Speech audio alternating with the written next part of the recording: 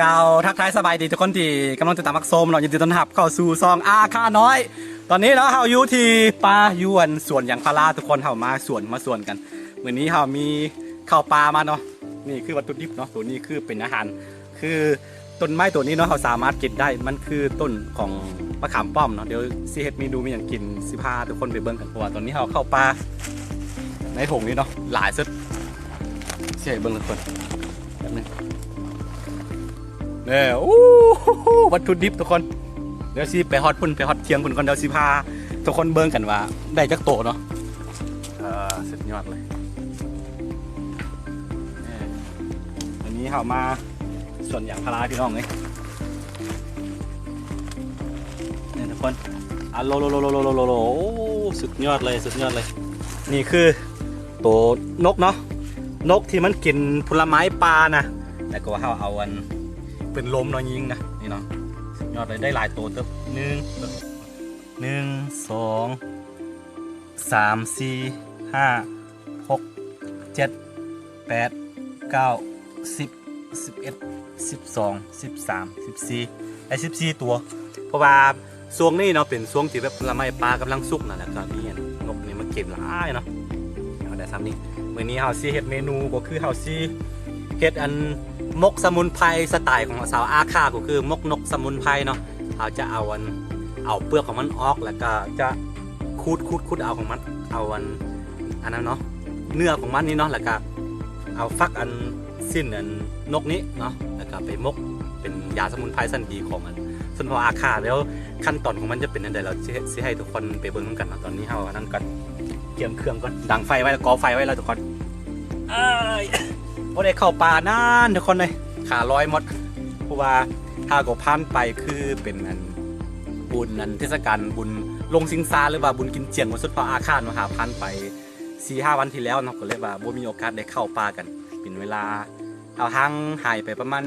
6-7 วันนี่แหละเนาะโอเคตอนนี้เรามาอีกแล้วทุกคนเราเจอกันเอาละทุกคนขั้นตอนทำอิฐก็คือเราจะลกขนอันนี้ก็นกเนาะนี่หลายโตเติบ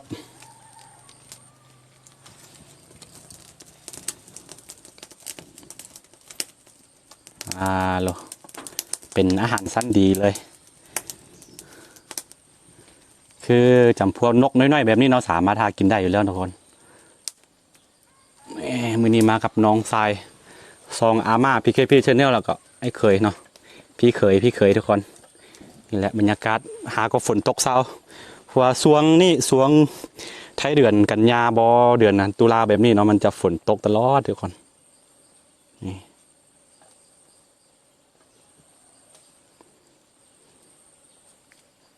เราตั้งใจมาเฝ้าตั้งแต่ตอนเช้าๆนะประมาณ7 โมงหาได้ออกมาแล้วหลังจากที่กินข้าวอิ่มแล้วก็เขาก็จะไปหาต่อเนาะผู้ใดแบบโลกสวยเนาะบ่ปิดทิมไปได้เลยเนาะบ่ต้องเบิ่งเนาะโอเคทุกคนนี่เอาละทุกคนตอนนี้เนาะเราก็ลกขนไปยังเป็นที่เรียบร้อยแล้วเนาะนี่เราจะ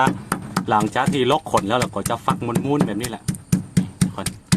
เขาจะเห็ดกินประมาณ5 ตัว 6 ตัวนี่แหละแล้วก็ยังเหลือหลายอยู่เพราะว่าตัวนี้เขาจะเอากลับไปไว้ที่บ้านนี่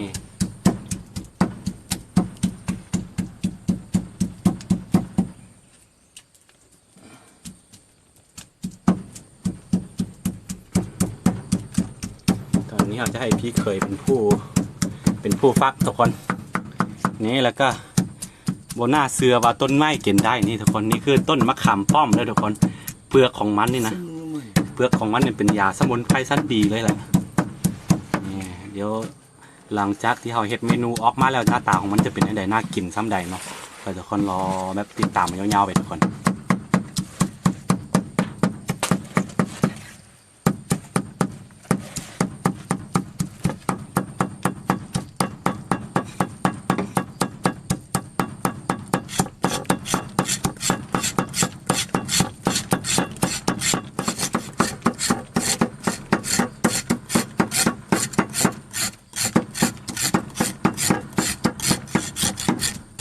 เขาจะเอาเปลือกของมันนี่แหละเนาะ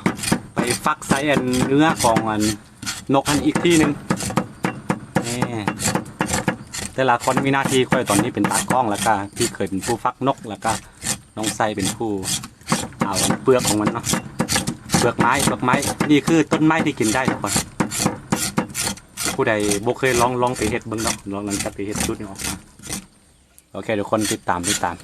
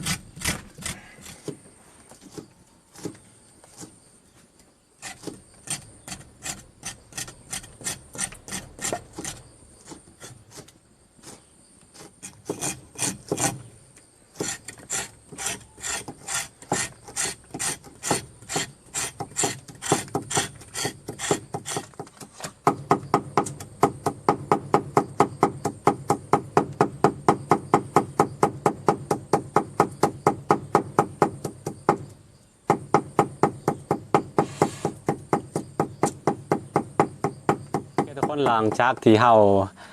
เนาะฟักเนื้อนกนี่ให้มันมุนๆแล้วก็เอาหอมไซ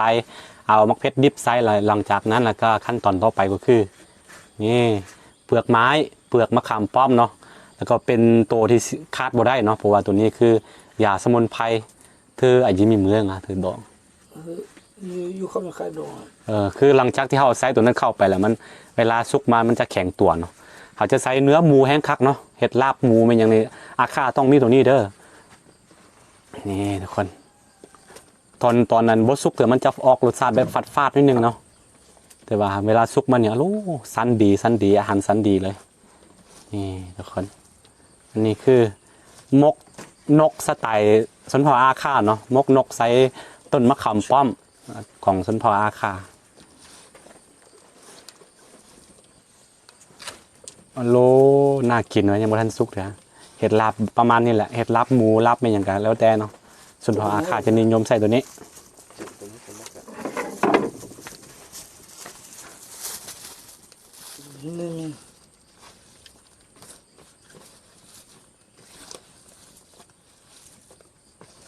ใช้เบ็ดเต้ตัวนี้ใช้จริงยาเด้อ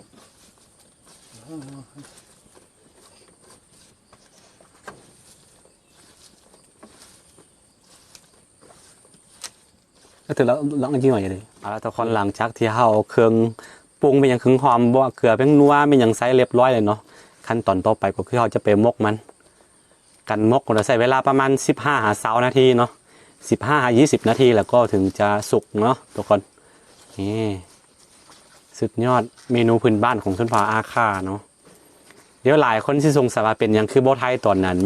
ตอนยิงนกไม่อย่างเนาะคือถ้าผู้ใดเห็น YouTube เราจะเข้าใจดีก็ตัวนี้เนาะเพราะว่า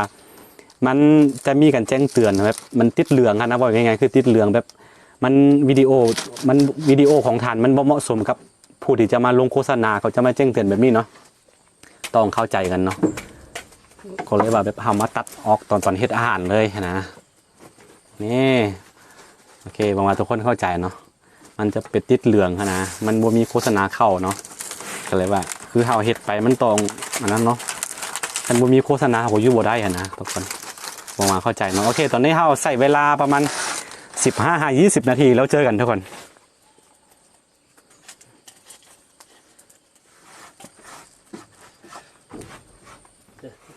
ใส่เวลาประมาณ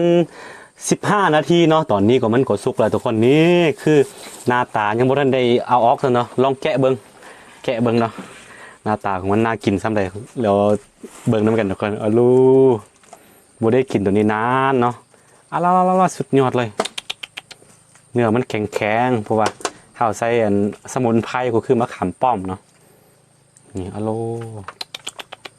สุดยอดคือมะขามป้อมตัวนี้เนาะเฮามกฟักไส้อันตัวไม่ยังเกาะปลาพันธุ์นะปลาซิวเป็นยังกว่าสุดยอดเลยทุกคนนี่อันนี้คือเมนูที่อยู่ในความทรงจำค่อยมาตลอดเนาะเพราะว่าสมัยตอนน้อยเนาะแม่มักจะเฮ็ดให้กินนะคือเนื้อควายเลยสุด ยอดลองชิมทุกคนลองชิมเมืองเนาะเพราะว่าบ่ได้กินมานานเมนูตัวนี้เนาะโอ้แข็งไว้มันแข็งย้อนมาเวลาอันมันไปปฏิกิริยากับอัน มะขามป้อมเนาะต้นมะขามป้อมแล้วมันจะออกรสชาติมันแข็งแบบนี้มันคือสมุนไพรชั้นดีสมุนไพรถึงมันดีต่อสุขภาพหลายนะนี่ครับลองชิมเบิ่งกัน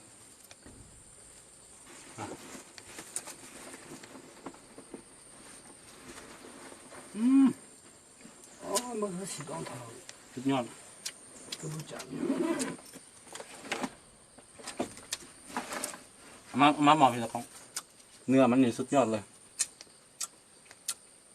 ถ้าบอกว่าเป็นนันสิ้นนกนะชื่อบูฮู้ว่าเป็นสิ้นนกเพราะว่าหลังจากเดี๋ยวมะขามป้อมใส่แล้วรสชาติของมันก็แค่ครับเนื้อควายแข็งไว้สุดยอดเลยอย่างที่บอกไปนะนี่คือเมนูที่อยู่ในความทรงจำของข่อยฟังตอนน้อยๆเนาะแม่มาเฮ็ดให้กิน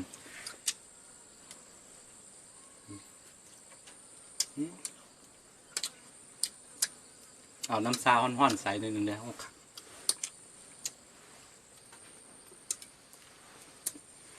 เอาจุ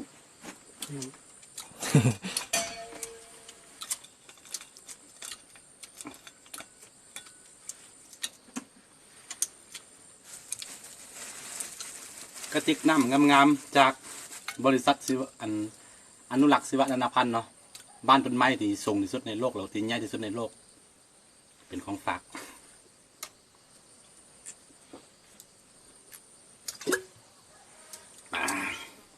หน้าหนาวเนาะคันพูดเดี๋ยวอยากมาเที่ยวเนาะมาได้เด้อเพราะว่าพี่น้องฟังลาวฟังไทยแต่ว่า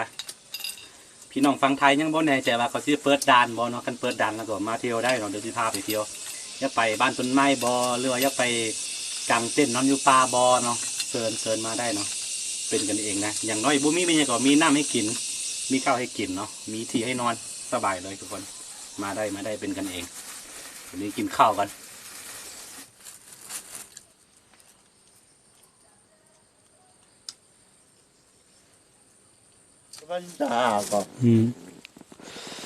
นี่เนาะเนื้อของมันโอ้สุดยอดเลยอันนี้5 ตัวคือนก5 ตัวแต่ว่ามันแบบเห่าใส่มะขามป้อมเข้าไปแล้วก็มันจะเพิ่มนะ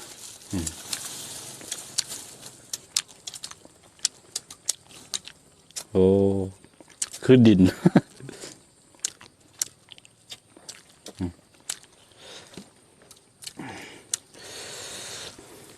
สุดยอดเลยคือเฮาได้ทั้งหมด14ตัวทุกคนใช่ป่ะเฮาเฮ็ดกิน5 ตัวนี่อีกกัน9 ตัวก็จะเอากลับไปบ้านเอาไปเฮ็ดกินนะแบบนี้แหละวิธีชีวิตบ้านๆคือเฮาบ่หากินแบบนี้กันมันบ่มีนะคือเวลามาหายมาส่วนแบบนี้เนาะคันบ่ไปหากินแบบนี้ก็มันบ่มีอยู่แล้วเนาะ